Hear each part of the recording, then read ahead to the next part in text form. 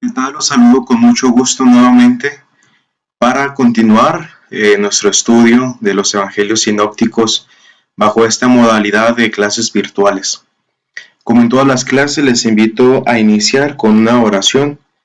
Vamos a hacer esta oración dirigiéndonos al Espíritu Santo, pidiéndole su gracia, sus dones, y decimos, en el nombre del Padre, del Hijo y del Espíritu Santo. Amén.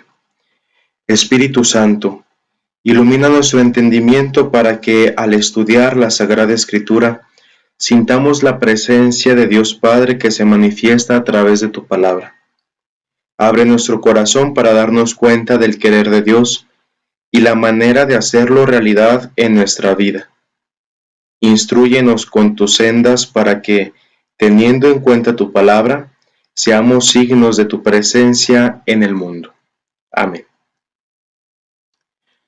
Bueno, vamos a dejar a un lado el Evangelio de Marcos, no tanto a un lado, sino que ahora nos vamos a adentrar bajo el mismo esquema, bajo los mismos elementos de estudio, en el Evangelio de San Mateo. Este Evangelio lo vamos a titular, como lo han hecho los estudiosos, como un Evangelio del catequista. Y a través de este estudio un poquito más programado, un poquito más profundo, nos vamos a dar cuenta del por qué le llamamos así. Cuáles son las características propias de este Evangelio, sus elementos más peculiares, como también la finalidad a la cual se dirige, su intención teológica.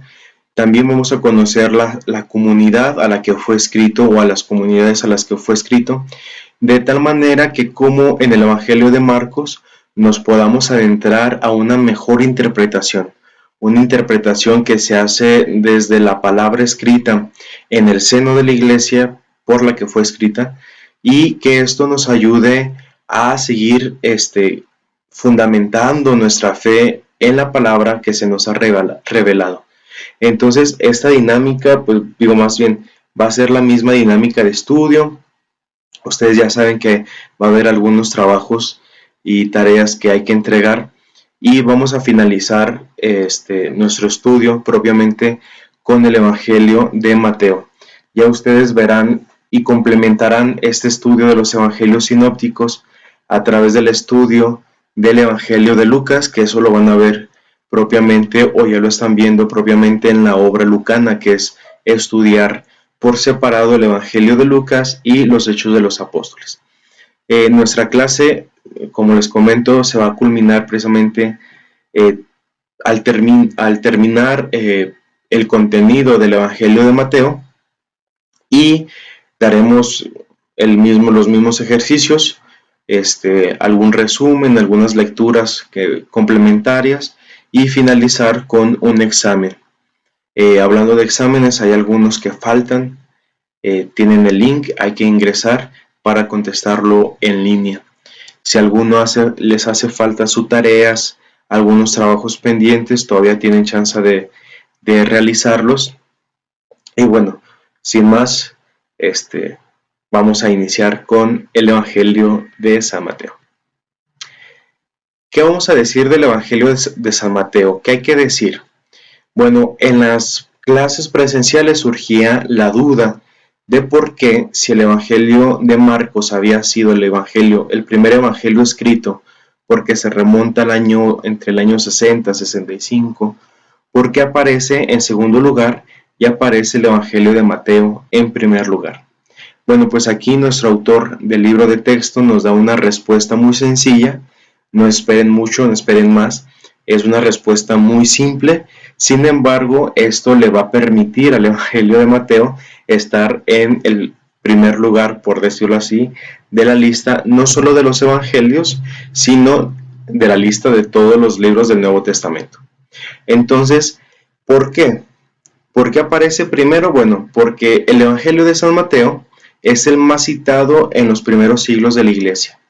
Es aquel Evangelio que se hace referencia o lo remiten mucho en los textos oficiales de la Iglesia, en los discursos, en los mismos sermones, en las mismas reflexiones o en las mismas meditaciones que se van armando para entender el Evangelio, es el que más se cita.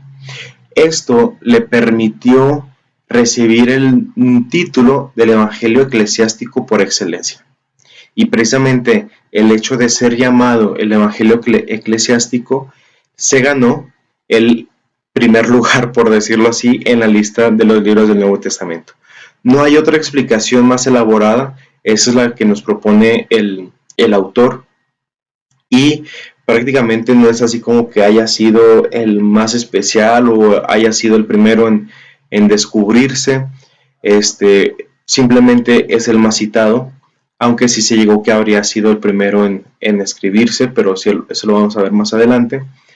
Pero simplemente fue por su fama, por su popularidad en el ámbito de la iglesia, sobre todo en los discursos, en los textos oficiales, en los sermones, que se llevó este título.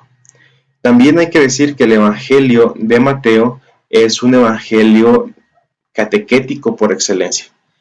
Esto nos va a ayudar para ir entendiendo sus elementos, su estilo literario, su forma de escribir, su forma de redactar, su forma incluso de expresarse, de poner esto en lugar de esto, de elaborar propiamente todo su evangelio. Esto va a ser una característica y un criterio que nos va a ayudar a entender más el Evangelio de Mateo. Vamos con el primer punto, a hablar de la composición y la redacción del Evangelio de Mateo. El Evangelio de Mateo, cuando nosotros lo comparamos con el Evangelio de Marcos, nos damos cuenta de que la mitad de este Evangelio de Mateo no tiene un paralelo, no tiene con qué compararse con el Evangelio de Marcos. Y de esta mitad, las 5/9 partes son comunes, es decir, se parecen a los Evangelios de Marcos y de Lucas. El Evangelio de Mateo tiene nada más 5/9 partes de una mitad que son comunes a Marcos y a Lucas, mientras que las otras 4/9 partes del Evangelio son propias, es decir, son originales del mismo Mateo.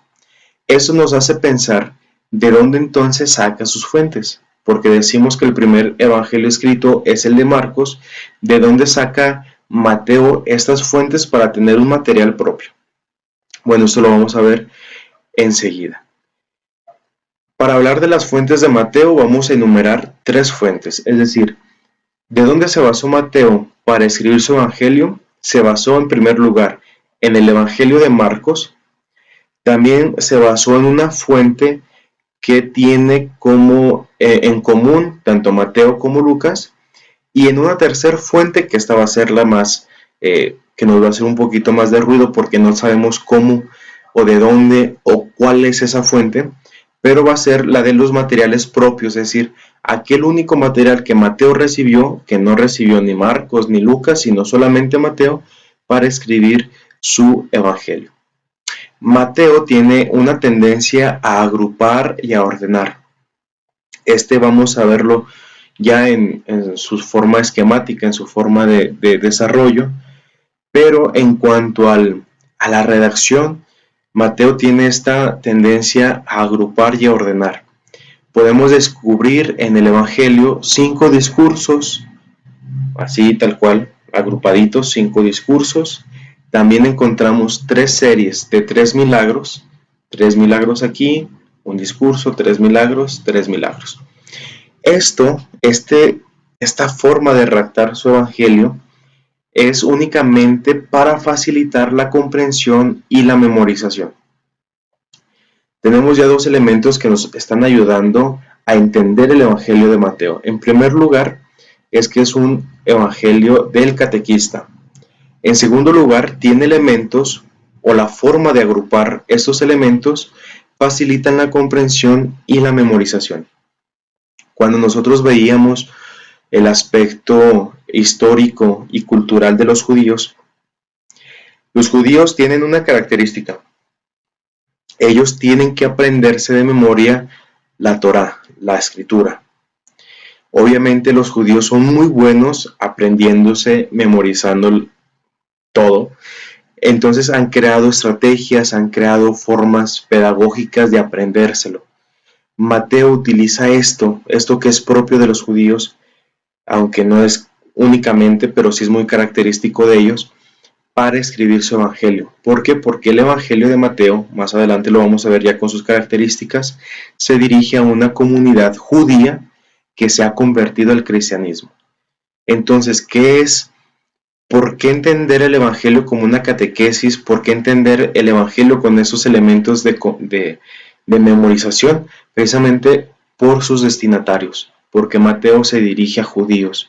Entonces, para que les llegue el mensaje, tiene que hablar su lenguaje, tiene que favorecerles la forma de aprendérselo.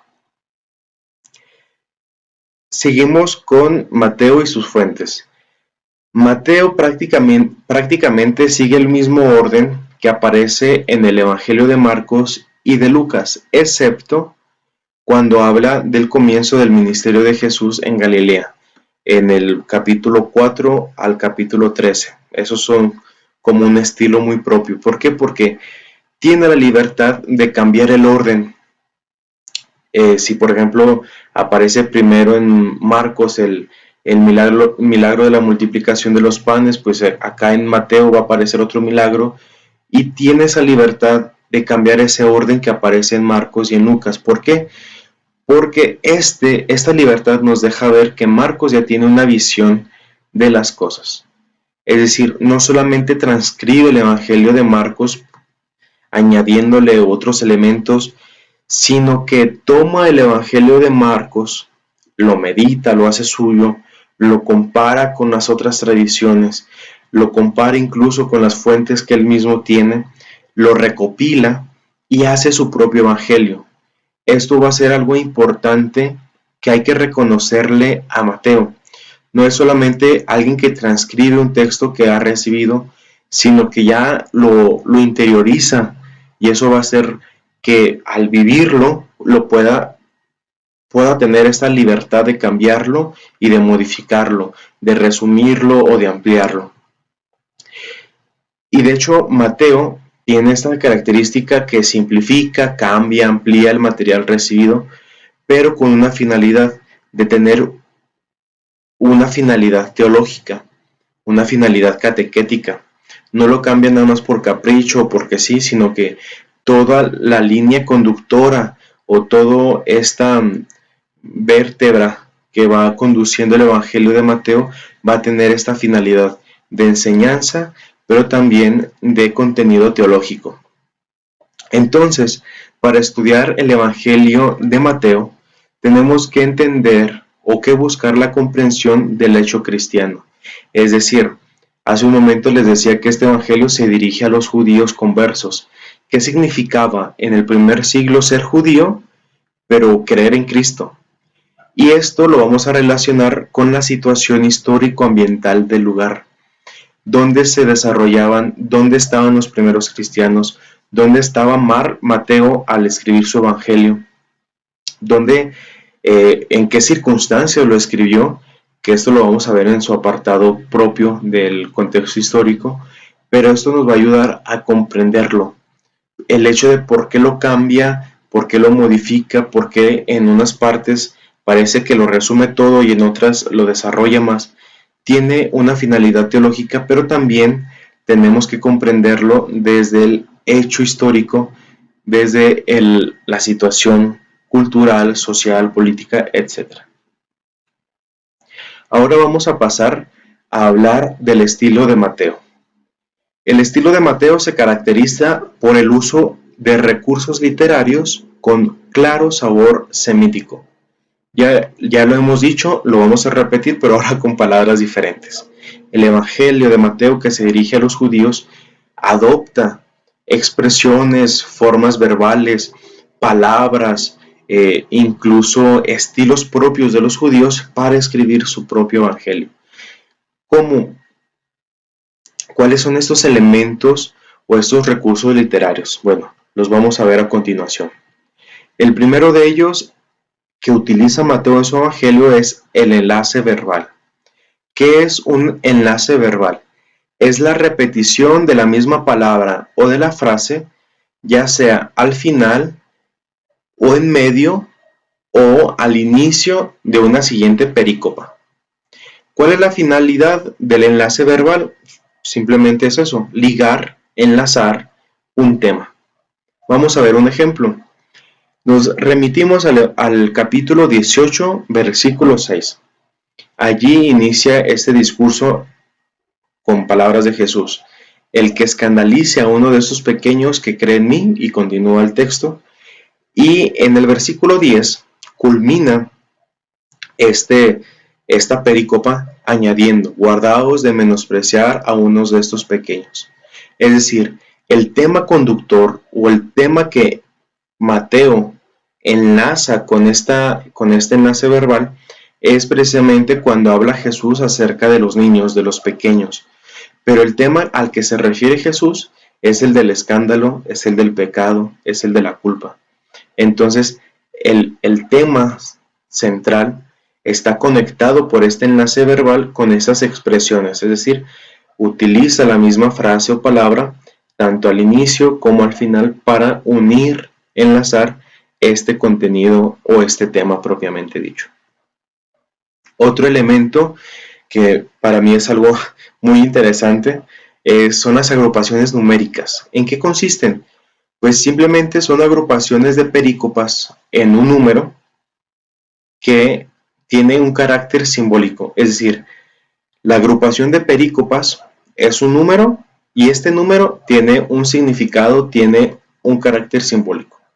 Un ejemplo de ello lo encontramos en el primer capítulo, prácticamente del versículo 1 al versículo 20, pero yo aquí les muestro el versículo 17 que prácticamente me ayuda a resumirlo. Dice el capítulo 1, versículo 17. Así que el total de las generaciones de Abraham hasta David son 14. De David a Babilonia son 14. Y de la deportación de Babilonia hasta Cristo son 14. En esta perícopa aparecen 3 veces el número 14. Y eso tiene un carácter simbólico. ¿Por qué? Porque el 3 en el Antiguo Testamento, incluso también para nuestra actualidad, se refiere a la divinidad. Hemos celebrado la Santísima Trinidad, lo tenemos que tener muy claro y muy fresco, ¿no? Y el número 14 se refiere al rey David. Es decir, es un lenguaje semítico, ya lo hemos dicho, son como claves semíticas. Entonces, lo vemos, por ejemplo, en el Antiguo Testamento, en el libro del Génesis, cuando dice que Dios creó en 7 días el mundo. El número 7 tiene un significado, el número 12, el número 10, etcétera, etcétera. Entonces, ¿qué quiere decir Mateo al poner estos elementos de agrupación numérica? Bueno, Jesús pertenece no solamente a la descendencia de David, porque dice que son 14 generaciones hasta Cristo. Es decir, Cristo viene de la descendencia de David. No solamente está comprobando, sino que lo está asegurando. Es una afirmación.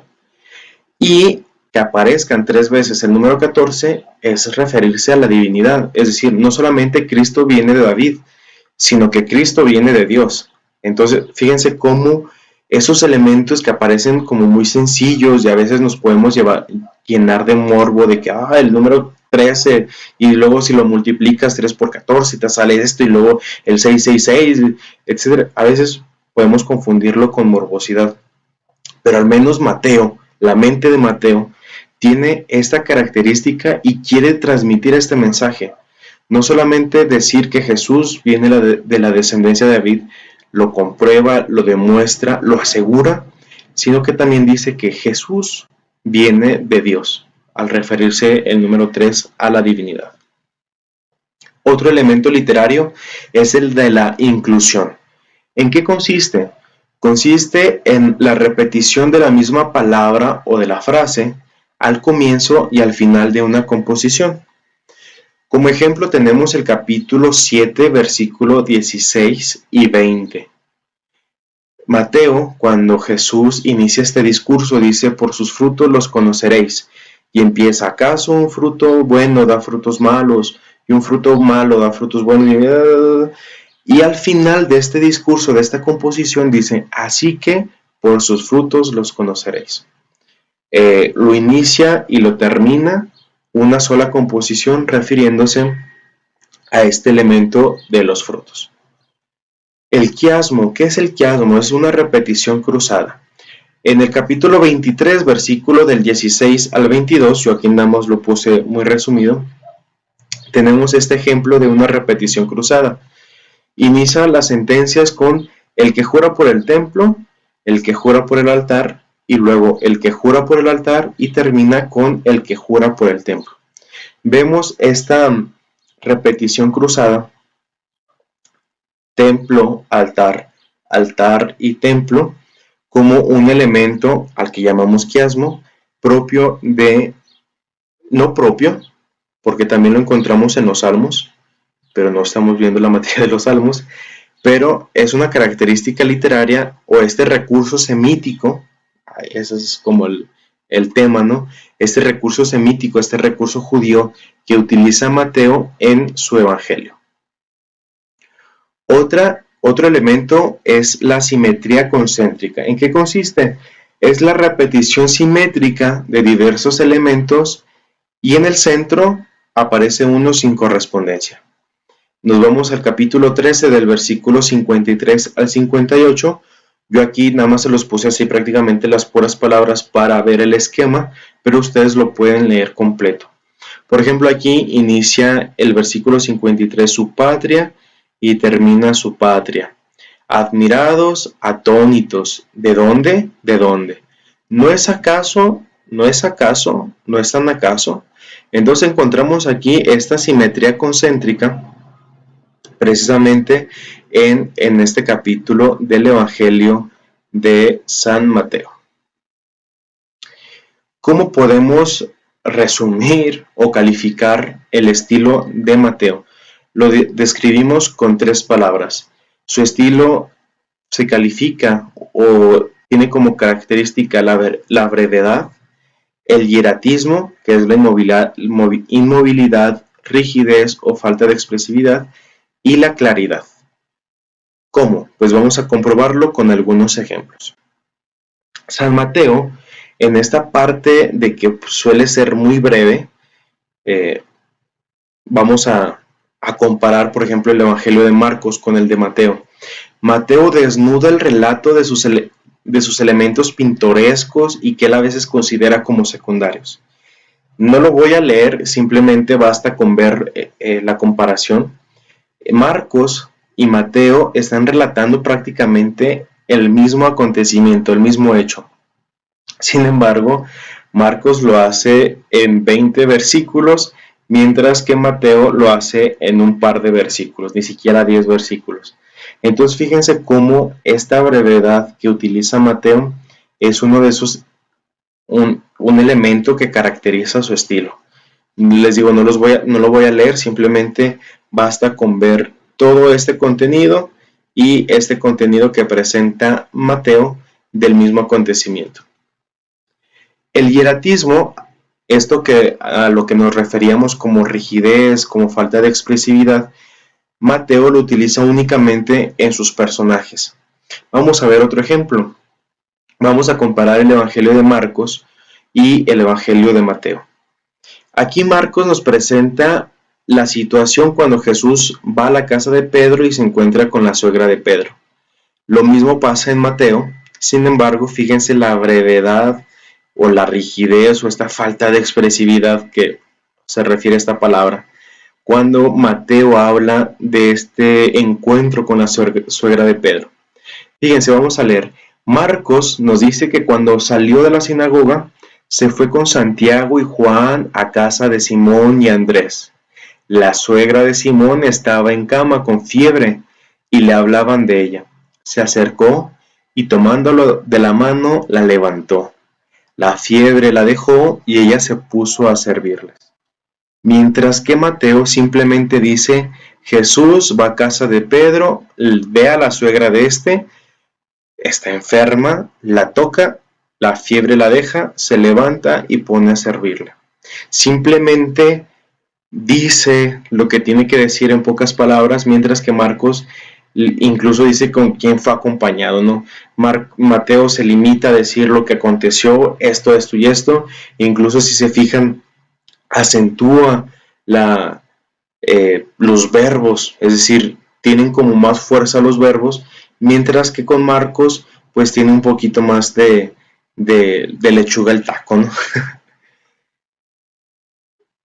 Mateo trata de eliminar o cambiar detalles que pueden ser confusos, ya los vimos. Esa parte de ser muy breve es porque quiere evitar la confusión, quiere transmitir su mensaje lo más limpio posible y no que se vayan con la finta de que, oye, entonces, ¿con quién se fue Jesús? ¿Con Pedro, Santiago y Juan? ¿O nada más con Pedro? No, eso no es relevante. Lo relevante es de que la tomó y la curó y ella se puso a servirle. Es así como que muy tajante en su catequesis. Acuérdense que es un catequista, le interesa enseñar y, y lo que hay que enseñar a veces se enseña con pocas palabras. Creo que debería de aprender algo de Mateo. También en esta forma de sintetizar el mensaje, Mateo subraya ideas centrales en sus relatos. Esto a veces puede ser algo conflictivo para Mateo porque ya luego no sabe cómo conectarlo con otro relato. Sin embargo, se la sabe resolver y lo ha hecho muy bien. Ya tenemos su evangelio. Todos esos cambios, este hecho de enfatizar sus líneas centrales, van a tener un carácter o un alcance teológico. Es decir, no los cambia únicamente por capricho, no los cambia únicamente porque ahí no le gustaron y los quiere poner en otro lugar, sino que si lo hace,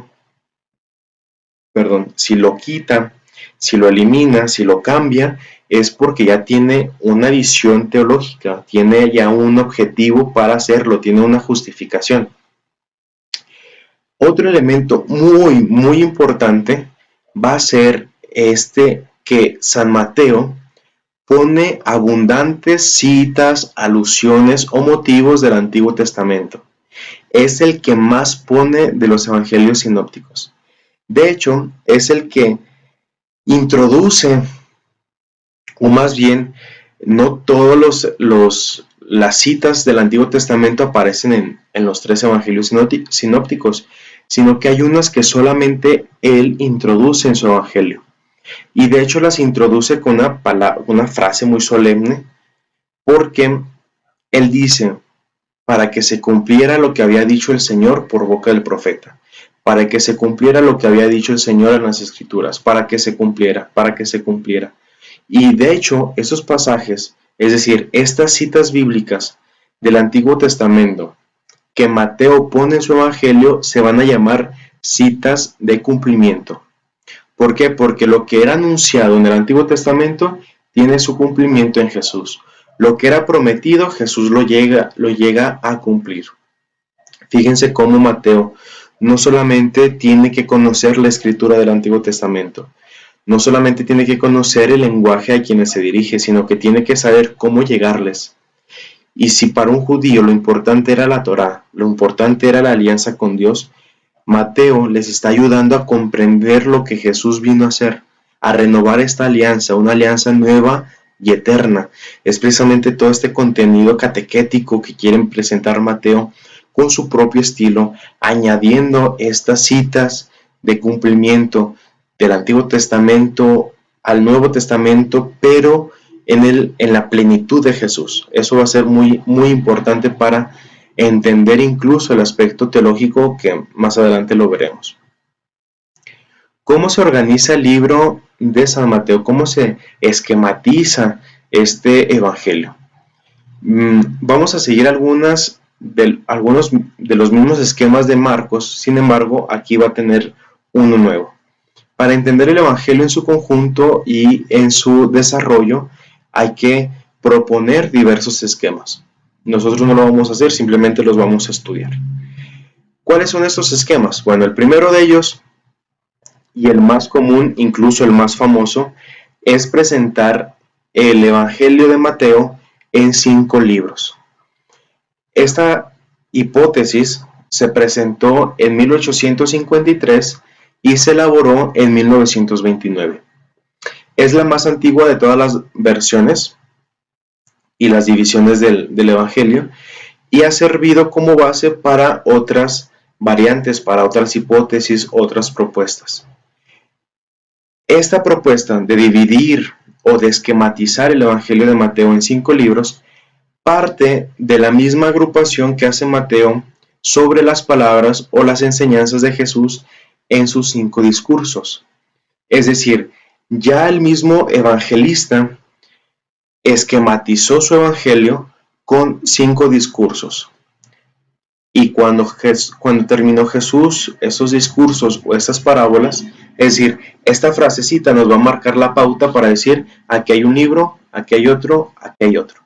¿Dónde los encontramos? Bueno, aquí les presento estas citas bíblicas donde encontramos estos 5 libros. Uno está en el capítulo 7, otro en el 11, otro en el 13, otro en el 19 y finalmente uno en el 26.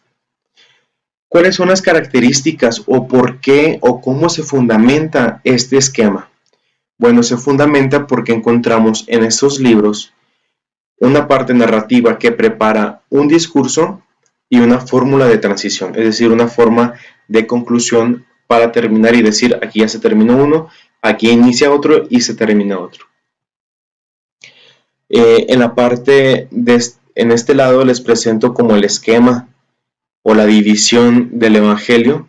Estos 5 libros están enmarcados por un prólogo que prácticamente es el capítulo 1 y 2 y también por un epílogo que es al final prácticamente los relatos de la pasión y la resurrección del Señor. Estos libros o esta división que propone Bacon o Bacon simplemente tienen una alusión a los 5 libros del Pentateuco.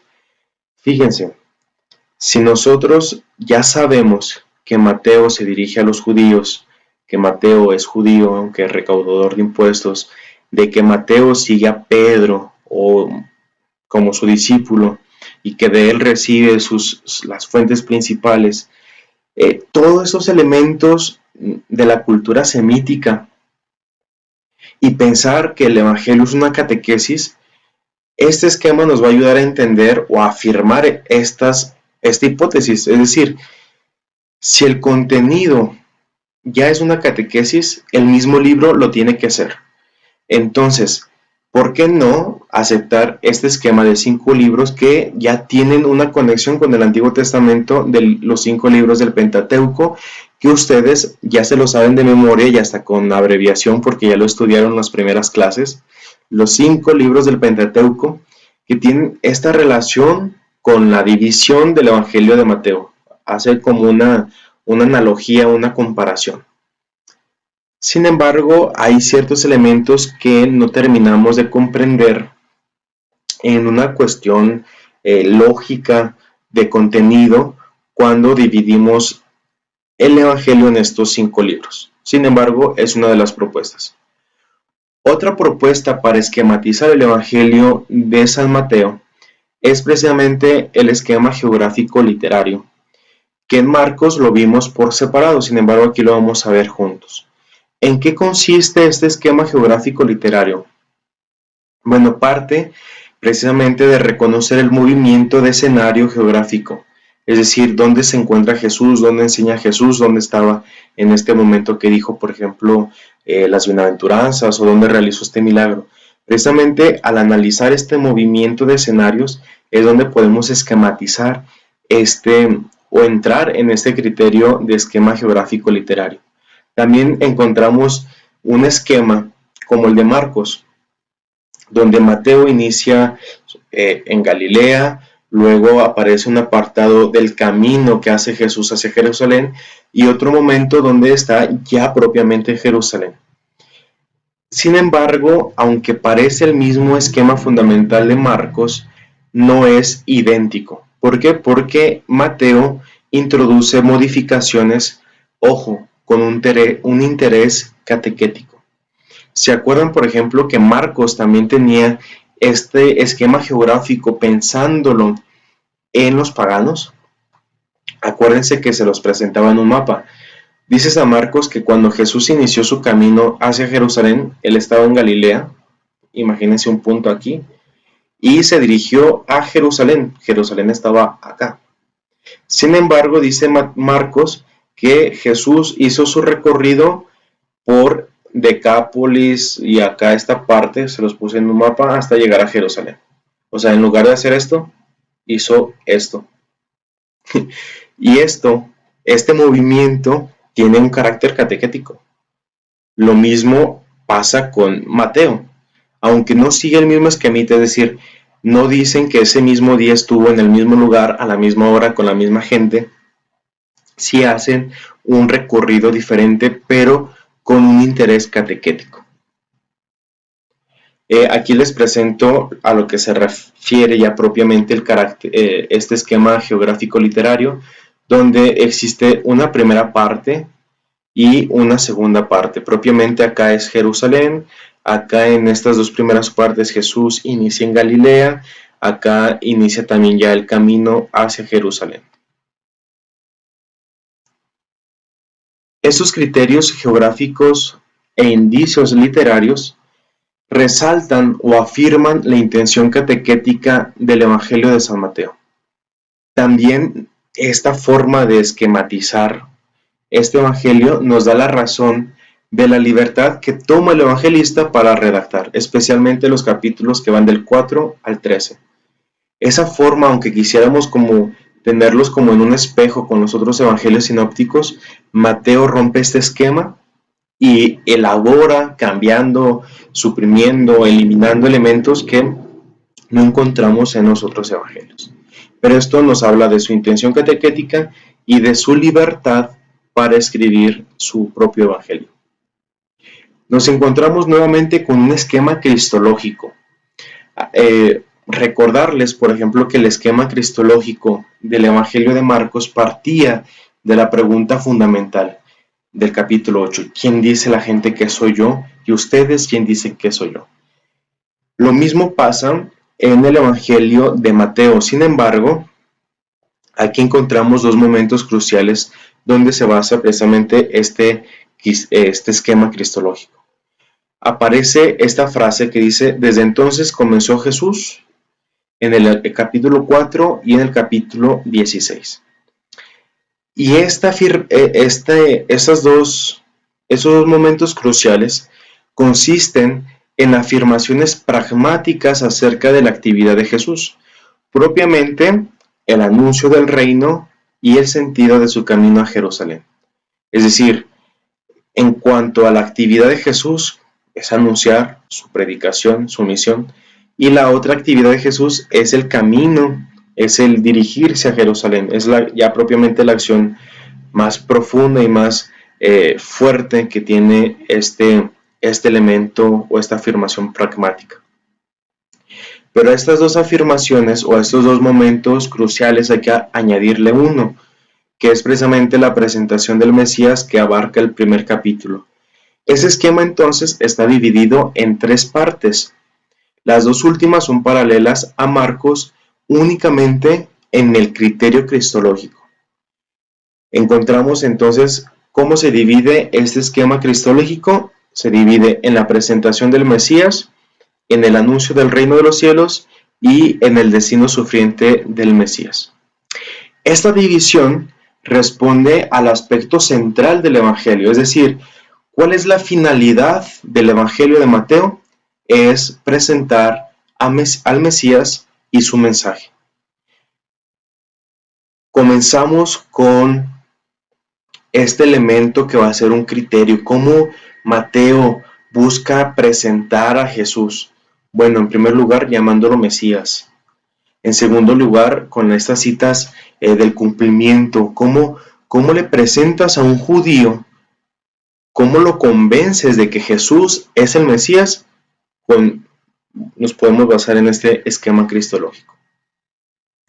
Ya para finalizar, vamos a ver esta lectura global, es decir, esta estructura tomando ya los varios esquemas que nos permitan tener una visión panorámica del Evangelio de Mateo.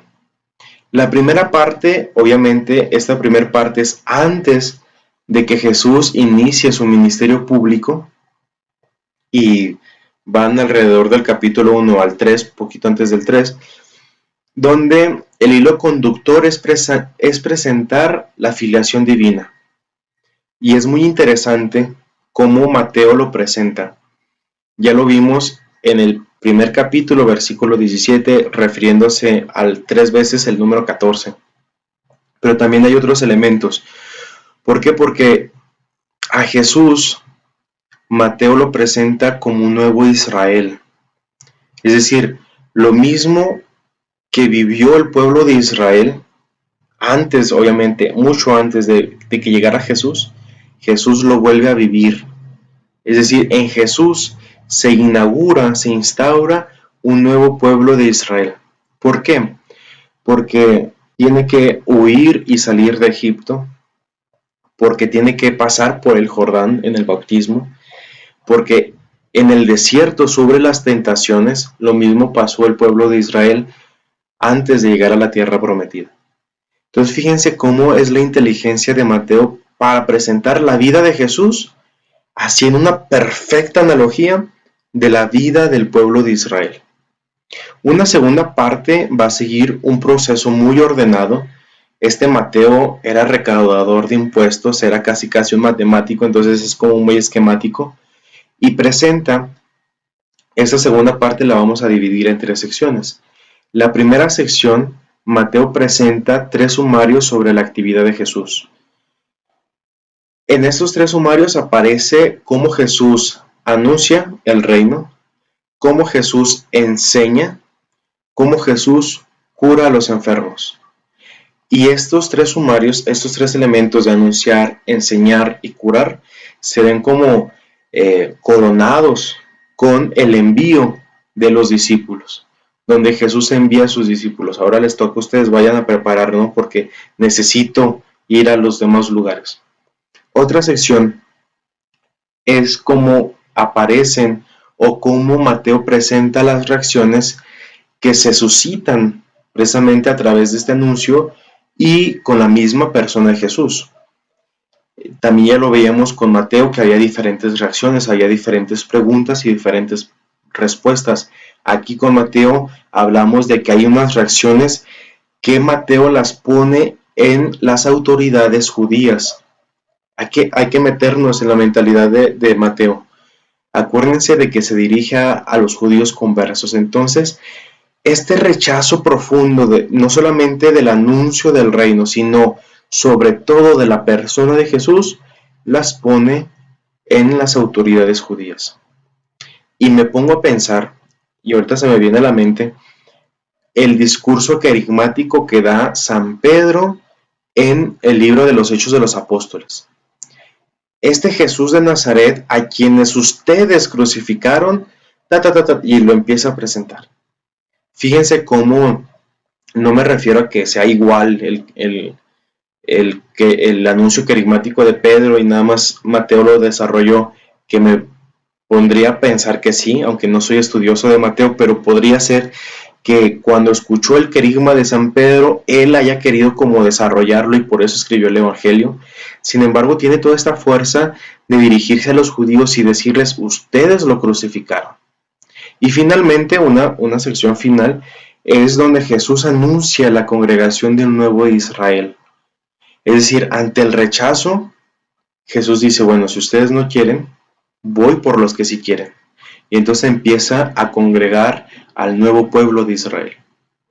Una tercera parte y la final del texto del Evangelio de Mateo es donde precisamente está en conexión con este último punto que les acabo de enseñar. Como ante el rechazo Jesús empieza a anunciar la congregación de un nuevo Israel, entonces a este nuevo Israel es a quien se dirige una instrucción, una enseñanza más detallada. Luego vienen los relatos sobre el rechazo que Jesús recibe en Jerusalén. Aparece una instrucción definitiva. Luego aparecen los relatos de la pasión y la resurrección. Y termina el Evangelio con la convocación definitiva y última, o sea, definitiva y plena del nuevo Israel, que es la iglesia. Vayan por todo el mundo, dice Jesús. Y es precisamente así en estas tres partes cómo podemos leer de una manera muy, muy panorámica el Evangelio de San Mateo. Bueno, antes de terminar, ya saben, si tienen alguna duda, si surge alguna cuestión, ya saben cómo comunicarse, escríbanla, tengan ahí una libreta para tomar sus apuntes y en lo que están viendo el video, pues anoten sus preguntas o anoten así como que, oiga, profe, aquí dijo una herejía, oiga, eso no me quedó claro, o mire, aquí esto es una pregunta que me surgió, o mire, yo leí esto y no coincide con lo que usted está diciendo. Hay que dialogar, hay que ponerlo sobre la mesa para aprender, para estudiar, para conocer más y amar más y mejor.